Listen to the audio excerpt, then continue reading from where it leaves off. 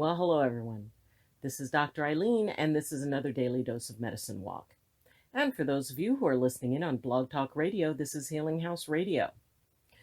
So, I've talked a lot about the idea of turning empathy off, and really, for people to learn how to do that is the goal of everything that I've been talking about and everything that I've been sharing, is that idea of being able to be autonomous, being able to separate from what's around you, even if it's just to create like a little eye of the storm, but it allows you to be able to be in a place of choice. And, you know, the influences of other people don't impact your ability to make your own free choices.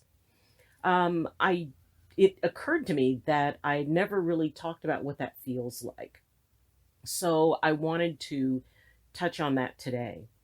And while the experience can be different things for different people, when it really comes down to it, the first time I was actually able to do it and to shut the empathy off, it was an immediate feeling, honestly, of discomfort. It felt like suddenly not being able to see or having one of my senses taken away. And it can start off being kind of uncomfortable because all of a sudden you feel alone.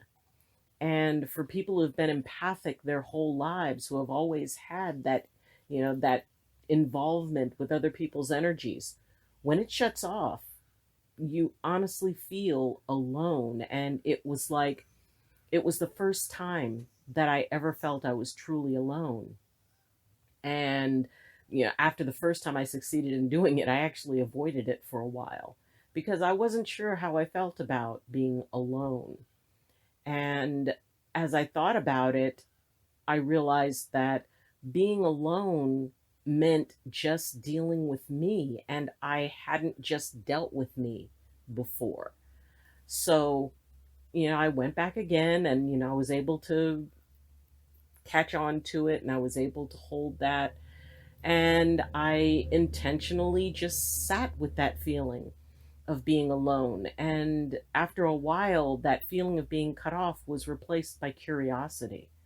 It was replaced by, wow, this is what it feels like to be autonomous. This is what it feels like.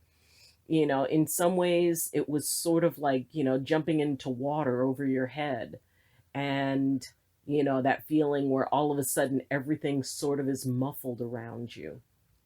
And it was sort of interesting getting used to that. So for those of you who have been working on this and who have, maybe, and at first it only hits for like just a moment, and all of a sudden it's like, and you sort of want to reach out again. But the way that you'll know that you have achieved it is that feeling of being by yourself. And the best part about that is that you really get to learn about you. You get to learn what it feels like to feel something completely on your own, to like or dislike something because you like or dislike it. There's no other opinions that are coming in. And there's no other influence saying, well, you really need to like this, or, you really need to dislike that. So it is a wonderful feeling of being able to be fully in control of your own opinions, of your own feelings. And believe me, it gets to be a very good feeling. In fact, essentially now, it's been quite a few years, but I've reached the point where I leave empathy off most of the time. And if I need it, I call on it. If I need it, I can always open that up.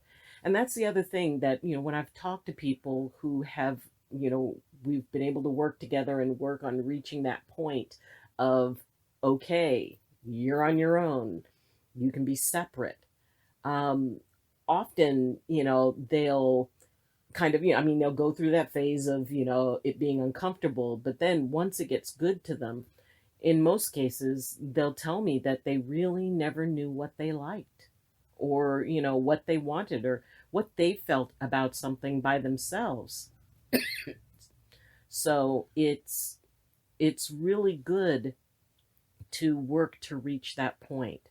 And even if it's just for a second, once you feel that, you can recognize it and recognize it's that, you know, solitude. And I mean, I moved up onto a mountain in a small cabin.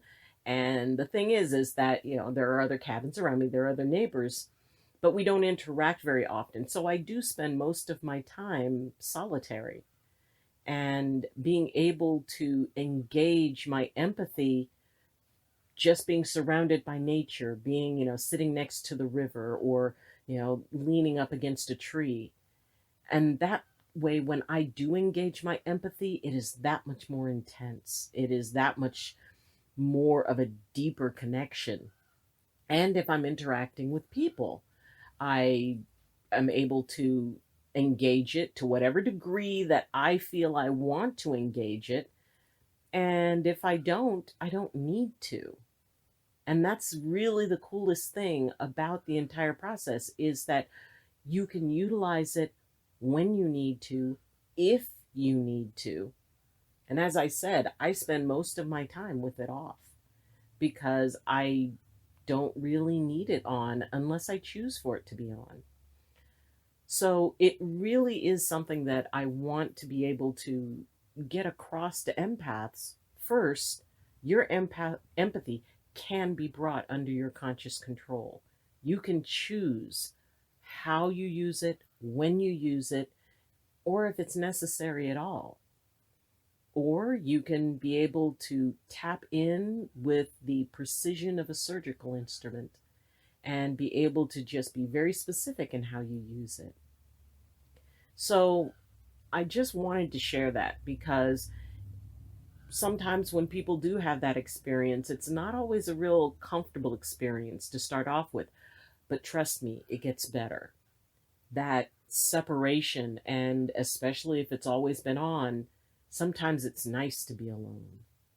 Sometimes it's nice to just have you in here, because that's one of the best ways that you can truly learn about yourself. And that's probably the biggest gift of this, is that you will learn who you are when there's no one else interceding, when there's no other opinions, going through your mind. You can see yourself as you see yourself.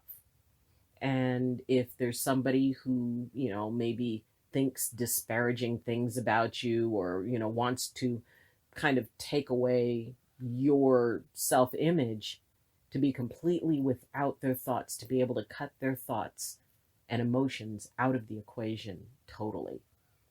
So that's why I do this. That's why I've done all these videos. That's why I really want other empaths to be able to feel that sense of being you and who you are, because you are an amazing person.